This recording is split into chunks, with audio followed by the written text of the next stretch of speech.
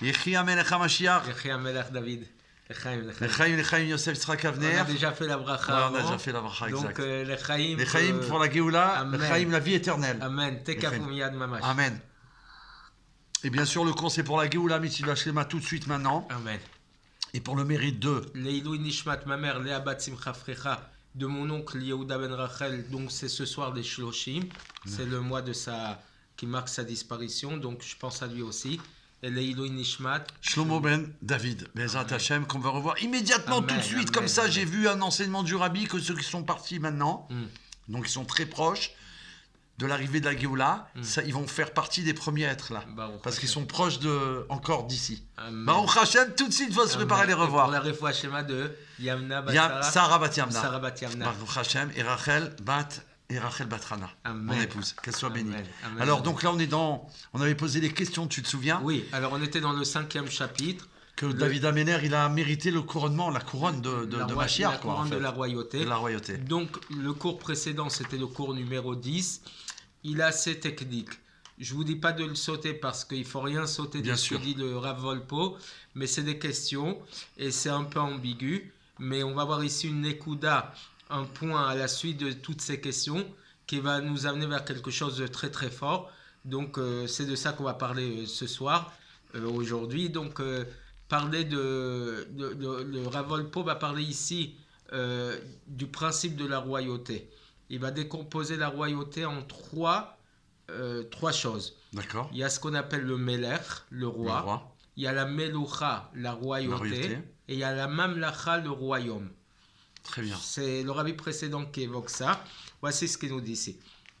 Pour répondre à toutes ces questions qu'on a donc évoquées précédemment. Donc il faut aller voir le cours d'avant, Bezrat numéro 10. On va déjà approfondir à partir des paroles que le rabbi précédent, Rabbi Yosef Yitzhak, a dit le jour de Shmini Atzeret, dans la suite de Mamarim, du jour de Shmini Atzeret, Perek chapitre 26. Voici ce que dit le rabbi précédent. De manière générale, la royauté se partage en trois sujets. Il y a Melech, le roi, la personnalité du roi, Meloucha, la royauté, et il y a Mamlacha, le royaume. Et en une phrase, voici ce que dit le rabbi précédent. Le roi, son principe, c'est Romemut, la hauteur, la grandeur du roi. La personnalité du roi, elle est élevée par rapport au peuple. Il y a la royauté qui veut dire Itnasut. C'est une forme aussi d'élévation. C'est une élévation qui lui permet de dominer. Et il y a la Mamlacha, le royaume, qui veut dire Beyat Razaka, qui veut dire régner avec une main forte. Le royaume, c'est ce qui représente la force du pays. D'accord, le royaume. Et comme dans les paroles du Admor HaZaken, en l'an 5667, il parle des deux premiers sujets, mais dans une autre forme. Il dit, je vais le dire en hébreu, Yesh neofanim beitnasut amamlacha. Il y a deux manières dans le principe de l'élévation de la force du royaume. D'accord. Premier principe, omiprinatam saream lucha, soit qu'on se positionne du principe du peuple et il y a les ministres et au-dessus il y a le roi. Donc on monte dans la hiérarchie. D'accord. Ou deuxième propos, obeinyan ashpa gdola, ou que ce soit dans le sujet de la grande influence, bo shemitna selimnor, dans lequel le roi s'élève au-dessus du peuple pour régner. Bon, c'est un peu compliqué, mais voici ce qu'on peut expliquer. Voici ce qu'a expliqué dans plusieurs endroits, que ce soit le Rabbi Rachab, dans la suite de Tavresh Ayin Bet, Teherav. Je fais une parenthèse parce qu'on parlait tout à l'heure d'un ami commun qui s'appelle Yosef Yitzhak, qui nous a enseigné. Et on a étudié avec lui à l'époque au 770 de notre ami David Amselem. Les mamarim de Teherav. Exact. D'accord. Donc, quand j'avais la yeshiva. Ayin Bet, c'était extraordinaire. Ouais. Ça remonte à quand 15 ans, pas loin. Ouais, presque un peu plus même. Même plus. Ouais. Extraordinaire. Et donc voici ce que dit le Rabbi Rachab dans ce mamar de Tavresh Ayin Bet, Teherav, Ayin Bet. Il dit comme ça. Il y a un niveau dans la royauté qui est le niveau le plus bas, qui n'est pas une élévation sur le peuple. C'est juste ce principe que le roi dirige le peuple et il fait preuve de royauté. D'accord. Et donc à ce moment-là, le peuple n'est que en train de suivre le roi. Les directives du roi. Ils sont en train de suivre les directives du roi. Ça, c'est le sujet le plus bas. Au-dessus de ça, il y a le roi lui-même. Itnaseut shel hamelech, l'élévation, la suprématie du roi, dans lequel il y a aussi 2 niveaux. Donc, dans le premier niveau, c'est la relation du peuple vers le roi. Suivre les directives du roi. Ensuite, au niveau hiérarchique, c'est au niveau du roi lui-même. L'élévation du roi sur le peuple, la suprématie du roi sur le peuple, nous dit le Rabbi Rachab, il y a ici 2 niveaux. Le niveau le plus bas de la supériorité du roi sur le peuple, c'est le fait que le peuple accepte d'être battel, d'être soumis au roi. D'accord ? Aussi bien le peuple que les ministres qui sont soumis au roi. Que ça influence qu'il est au-dessus d'eux. Le fait même qu'ils se sentent soumis, ça montre qu'il est déjà au-dessus d'eux. Parce que vers qui on se soumet ? Vers quelqu'un qui nous est supérieur, qui est au-dessus de nous.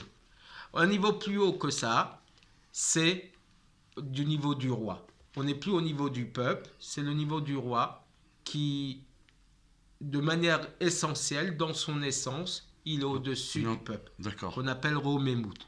L'élévation, la hauteur du roi par rapport au peuple. Alors il dit que dans cette hauteur-là du roi sur le peuple, ce n'est pas que le roi est au-dessus du peuple. C'est parce qu'il est roi qu'il est au niveau supérieur. Là, on n'est plus en train de parler relation peuple avec roi, ou roi avec le peuple. C'est que le roi lui-même, il est supérieur.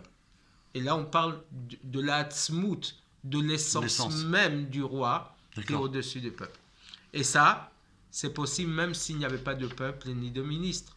Parce que sa personnalité fait qu'il est au-dessus, qu'il est élevé. Élevé, point. Pas besoin de dire élevé par rapport à... pas du parce tout. Que Béthsem, dans son essence, en tant que roi, c'est une personnalité supérieure. C'est une personnalité haute. D'accord ? De par le Etzem Hanefesh, de par son essence. Et là, on va voir, le Rav Wolpo va nous faire comprendre quelque chose d'extraordinaire. On a parlé de la royauté du Melech HaMashiach et on sait qu'il y avait le royaume d'Israël. Bien sûr. Le pays était partagé en 2 royaumes. Il y avait Malchut Yehuda, la royauté de Judée, la Malchut Yehuda, duquel va découler le roi Mashiach. Il y avait l'autre royaume qui était le royaume d'Israël. D'accord ? Et il dit c'est la différence entre les rois de David avec les rois des autres tribus d'Israël. Exact. Il y a une différence non seulement fondamentale, mais aussi concrète, physique. Quelle va-t-elle être ? Voir ce que dit le Teilim, chapitre 89, verset 28.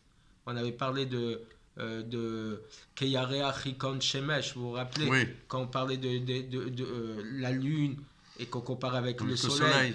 Oui. Dans le même Teilim, il est dit là-bas, Hachem dit, même moi, je vais mettre un Bechor, un aîné, Elion le Malchei Haaretz, qui sera supérieur au roi de la terre. Pas au roi des autres pays, mais même au roi de la terre d'Israël, des autres rois d'Israël. Voilà, de la terre sainte. La différence, c'est que la royauté de David, c'est une Malchut Atzmit, dans l'essence. Dans l'essence même des rois de David, il y a la royauté. C'est-à-dire que le roi David, il était au-dessus de par l'essence de son âme. C'est Hachem qui l'a choisi. Ce n'est pas les hommes qui l'ont choisi. C'est Hachem lui-même, puisqu'on connaît l'histoire de Shmuel Hanavi. Oui, on a même cru que le roi de David serait un de ses frères aînés, puisque David était le plus jeune fils d'Ishai. Et pourtant, on a essayé de voir si ça pouvait être un de ses frères aînés, et ça s'est descendu jusqu'à David. Et c'est Hachem lui-même qui a choisi David. Absolument. Donc, de par sa neshama, il est déjà décidé qu'il doit être roi. Et sa royauté propre ne dépend pas du fait qu'il y ait un peuple et des ministres qui sont soumis à lui ou pas. D'accord? Parce que déjà, de par sa neshama, il est déjà dans roi. son essence, il est déjà roi. Et dans son essence, il est roi, même sans peuple. D'accord? Mais, par contre, les rois des autres tribus d'Israël, ils ne sont pas rois de par leur essence. Ils sont devenus rois parce qu'ils ont été nommés. C'est ça. Nommés par le peuple, nommés par les comment on appelle, par les prophètes, mais nommés. C'est pas de par leur essence. Après qu'on les a nommés, qu'on les a placés en tant que rois, alors c'est qu'à ce moment-là que leur itnasout, leur élévation sur le peuple s'est formée par le couronnement que le peuple et les ministres ont choisi de leur donner. Alors que David Améler, même d'être roi, voilà, il possède déjà ça. Voilà. Même sans régner concrètement, il est déjà roi. Voir ce que dit Ramban Nachmanide, c'est terrible ce qu'il dit ici. Sur la Torah, Parashat Vayechi.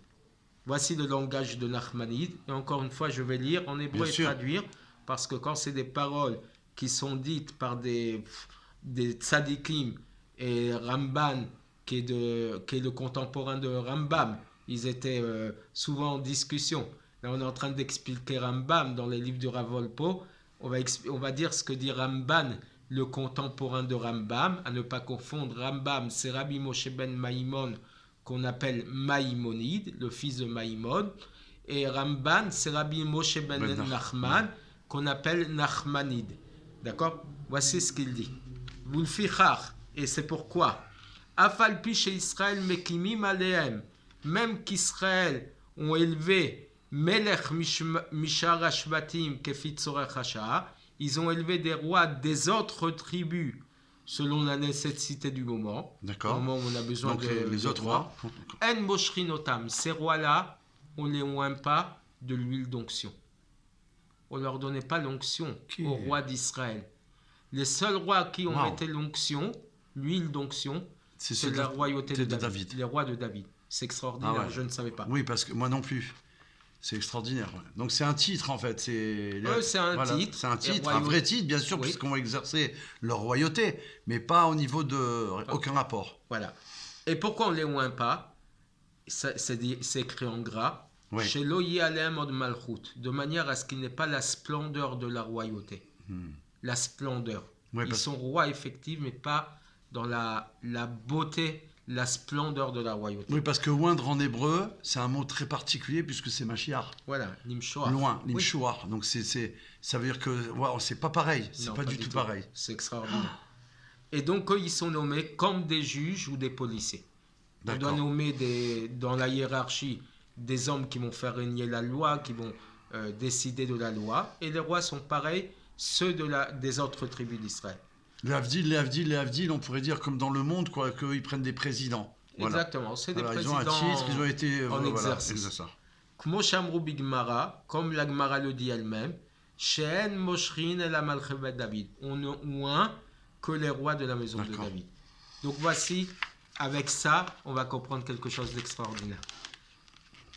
Il ressort de ces paroles que les rois d'Israël, donc du royaume d'Israël, ils n'ont pas la splendeur de la royauté, parce que la splendeur de la royauté ne peut s'effectuer que par l'onction avec l'huile d'onction. Et on ne oint avec l'huile d'onction que les rois de la maison de David. Et c'est pour ça que les rois d'Israël n'ont que la définition de juge et de policier, comme nous l'avons dit, que les rois d'Israël n'ont que cet état d'être supérieurs au peuple, pour soumettre le peuple. Alors que les rois de David, ils ont aussi Od Malchut, la splendeur de la royauté, qui veut dire la royauté dans leur essence. Dans leur neshama, ils sont déjà supérieurs. Même s'ils ne règnent pas, ils sont supérieurs au peuple. C'est-à-dire qu'ils reçoivent vraiment la royauté divine. Divine, c'est ça. Directement d'Hachem. Ouais. Mais d'après les paroles de Rambam, on ne peut pas dire que les rois d'Israël sont mamash que comme des juges ou des policiers. Oui, parce que c'est des rois d'Israël quand même. Voilà. Et les rois d'Israël... Ils sont en plus supérieurs à tous les rois du monde, quoi qu'il arrive. Et en plus, si le roi il est mochel sur son kavod il met de côté son kavod, on ne peut pas laisser faire. Ouais. Un juge et un policier, il a le droit de se dire bon, mon kavod, je le mets de côté. Un roi d'Israël, on doit le respecter parce qu'il est roi. Bien Donc, sûr. ils ont un niveau supérieur que des juges et des policiers. Mais, bien évidemment. oui, la seule action des juges et des policiers n'est que de faire régner l'ordre. Mais ils ne reçoivent pas une supériorité sur le peuple par le fait qu'ils soient juges ou policiers. Je fais une parenthèse par rapport à ce qui se passe dans l'actualité en Israël, dans ce qui se passe avec ce gouvernement de fous. Il y a actuellement beaucoup de dilemmes sur le juge suprême d'Israël, ce qu'on appelle le Bagatz, les juges de l'État d'Israël. Sans rentrer dans les noms des... Oui, il y a beaucoup de polémiques parce qu'ils se sont sentis supérieurs, ils croient avoir la science infuse. C'est ça, ils veulent même décider des choses qui sont interdites.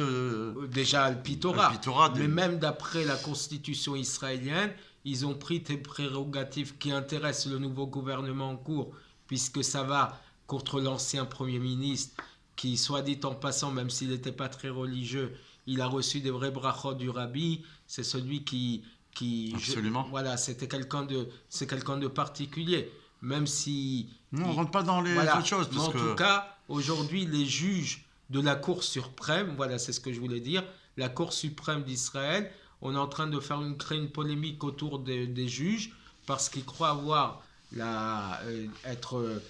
les chefs, quoi. Voilà. Les chefs. Décider de tout ce qu'ils veulent et ce qu'ils peuvent. Exactement. Alors que ce n'est pas du tout ça que... Et ça pourra pas fonctionner, justement, puisque grâce à ça, on voit qu'il n'y a que la royauté de David Améler, donc celle de Mashiach, qui va ramener la transparence et l'éclaircissement, enfin. Effectivement.